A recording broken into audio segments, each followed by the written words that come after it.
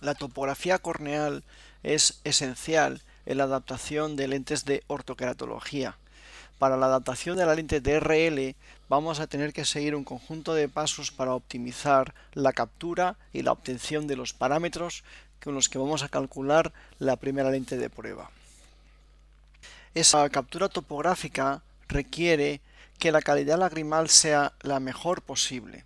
En casos en los que los pacientes tienen ojo seco, podemos utilizar lágrima artificial o solución salina en su defecto porque tiene menos durabilidad en el ojo y nos va a permitir realizar la topografía antes. Para maximizar la apertura palpebral podemos separar los párpados, aunque hemos de ser muy cuidadosos porque podemos afectar la superficie corneal y modificar la topografía. Por tanto, es mejor pedir al paciente que abra al máximo los ojos y podemos utilizar la inclinación de cabeza o del cono para maximizar la captura. En la fotografía del lado derecho podemos observar cómo el paciente mueve hacia adelante la barbilla para poder inclinar la cabeza hacia atrás y por tanto no tener un problema con el párpado superior y el hueso frontal para tocar el cono. Uno de los puntos que hay que tener en cuenta son los movimientos que puede tener el paciente y el topógrafo, que hay que minimizarlos para tener el máximo de calidad, teniendo en cuenta que la topografía corneal con anillos de Plácido en realidad consiste en el análisis de la fotografía que se hace de la imagen de los anillos de Plácido reflejada sobre la superficie corneal. En este caso podemos observar puntos de sequedad o de rotura de la capa lagrimal que van a empeorar nuestra captura y van a confundir el algoritmo del topógrafo, dando un resultado erróneo en nuestros parámetros. Por eso la repetitividad de la topografía es importantísima. Podemos valorar la topografía utilizando el mapa de escala absoluta. La escala es importante que sea la escala universal o absoluta, en la cual todos los topógrafos coinciden con los mismos parámetros. En este caso siempre vamos a observar los colores azules como radios grandes o planos, color verde amarillo, radios curvatura en promedio y rojos como radios más cerrados. Y utilizaremos preferentemente el mapa tangencial versus el axial porque nos va a dar mucho más detalle en el análisis topográfico. Se puede utilizar también el mapa de elevación, pero esto corresponde a un análisis más técnico o más profundo. Aquí disponemos de 5 topografías del mismo ojo realizadas consecutivamente y podemos observar que no son simétricas o iguales o similares. Esto es debido a que en la topografía ha habido un problema con la calidad de lágrima del paciente. En la topografía de la izquierda observamos esa mancha roja por un excesivo menisco lagrimal. Ese menisco lagrimal se puede observar que alcanza una altura elevada y ha confundido generando un mapa erróneo en la parte inferior, no así en la parte central, que es aceptablemente correcta. En el mapa de la derecha vamos a observar una distribución no uniforme de la coloración de la topografía que nos está indicando una rotura de la capa de lágrima, con lo cual estamos teniendo una irregularidad corneal. Otros mapas, como es el de abajo a la izquierda, son relativamente regulares. Este central es también irregular y también irregular. Es decir, estos tres mapas los estamos considerando poco fiables en cuanto a su resultado.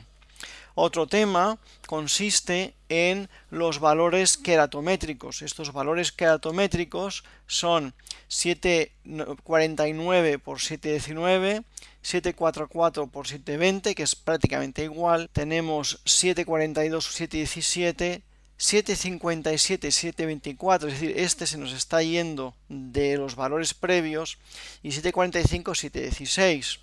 Si valoramos una repetitividad, nos vamos a encontrar que el mapa número 6 es un mapa que se sale de la mediana. Podemos eliminarlo, el mapa número 6, y repetir la calibración, y tenemos los valores más o menos uniformes. Si bien es verdad que si nosotros los vamos a valorar la repetitividad de la excentricidad, estamos encontrándonos que el mapa 3 y el 5 se salen, pero el meridiano curvo, que es el más susceptible de errores, nos vamos a encontrar el mapa 2 con un valor bajo. Este lo vamos a ver, y el 3, el 4 y el 5 valores. Como aquí tenemos 0,23 en la excentricidad del curvo, que es una excentricidad que no podemos creernos. 0,34, 0,35 y 0,35. Así que vamos a utilizar como valor de excentricidad curvo 0,35 y 0,45 para el plano. No obstante, estos valores son extremadamente bajos y son susceptibles de ser erróneos. El valor queratométrico promedio, podemos utilizar el valor de los 3 mapas izquierda y eliminamos este otro mapa también. Así que en este momento podemos encontrarnos que el valor promedio del radio queratométrico, podríamos escoger de los 3 mapas el que más nos guste y estaríamos entre estos 2 mapas. Hemos dicho que este de aquí tiene la excentricidad baja, nos quedaríamos con este mapa para poder calcular nuestra lente de contacto. Aún así, después de valorar esta serie de topografías, si se pudiese repetir sería ideal y podemos comprender la vulnerabilidad de estos datos, es decir, la poca fiabilidad que tenemos en estos datos. Un cambio en 0,05 de radio o 0,05 de excentricidad nos va a proporcionar una lente completamente distinta y de ahí el interés de utilizar una caja de lentes de prueba para poder analizar nuestros resultados. El análisis topográfico, vamos a utilizar siempre el mapa tangencial diferencial, que va a ser la clave para seguir nuestra adaptación. Vamos a observar el mapa original, tenemos unas manchitas rojas en el original que son puntos de sequedad corneal, esta zona roja abajo es un problema del menisco lagrimal y eso se va a manifestar en el mapa diferencial final. Por tanto, cuando vemos el mapa de diferencias final con cierta irregularidad, hemos de evaluar el original para estar seguros que no está producido por el mapa final. El mapa final estamos observando una zona bastante regular central con un anillo rojo muy bien centrado y muy bien delimitado. Aún así, esta topografía nos está indicando una zona óptica centrada y regular con un resultado óptimo. La topografía la vamos a analizar sobre todo observando las diferentes áreas. La área central es el área de corrección refractiva, tiene que ser amplia para tener la máxima calidad visual del paciente. El anillo rojo o anillo de encurvamiento tiene que estar centrado y va a darnos el cambio de refracción periférica en los casos de control de miopía. Por final, el anillo azul no siempre es visible y no siempre está completo, pero este anillo azul representa el punto donde aterriza la curva inversa en la córnea y es el anillo que nos va a indicar realmente más que el anillo rojo donde la lente se nos ha ubicado. Un patrón en diana o lente centrada es el que hemos estado observando en donde vemos una zona central, en este caso irregular, pero ya teníamos cierta irregularidad. En el caso final sí vemos esa irregularidad de nuevo. Por tanto, estamos teniendo un centrado topográfico muy óptimo, aunque observamos también cierto punto de irregularidad central. Este punto de irregularidad central debe estar validado en cuanto a la calidad visual del paciente y en cuanto en este punto no existan punteados epiteliales haciendo fluorograma.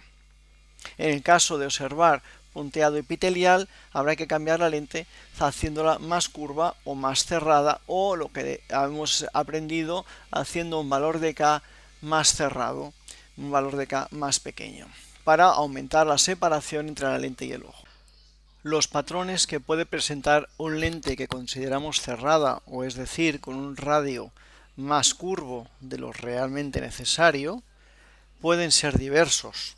Uno de ellos es la aparición del doble anillo rojo, como ocurre en esta imagen de la izquierda. Esto es una imagen típica de una ortoqueratología al principio, cuando todavía no ha habido suficiente tiempo para generar compresión central y medio periférica para unir los dos anillos rojos en uno solo. Muchas de las veces, dando suficiente tiempo, puede llegar a resolverse.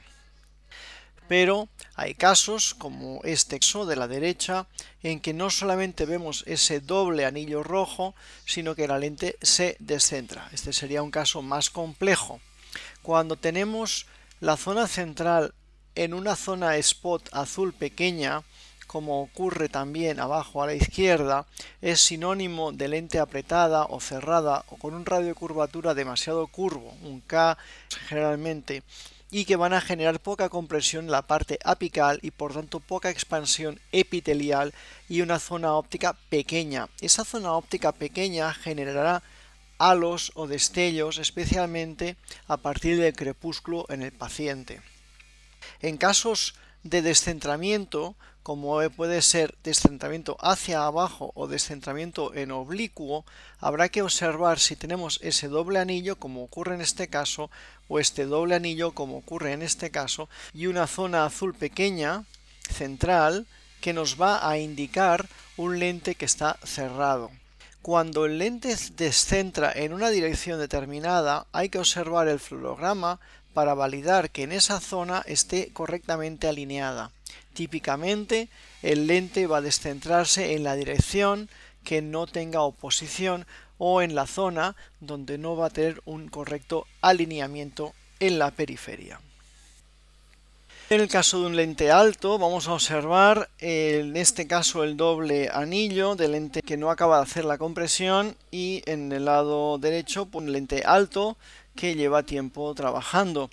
Vamos a ver en el fluorograma que en la periferia de la lente tenemos el carril interno más oscuro y el carril externo más fino, con lo cual es un lente que está plano o abierto en periferia y que va a requerir el cierre de esas curvas periféricas o curvas llamadas P de periferia.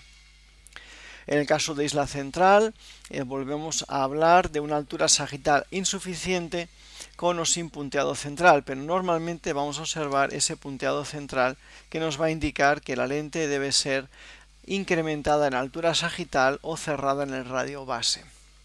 El descentramiento lateral es una situación en la cual el lente se descentra lateralmente, nasal o temporal, a veces en oblicuo, y siempre lo va a producir en la dirección donde la periferia del lente de contacto no está bien alineado.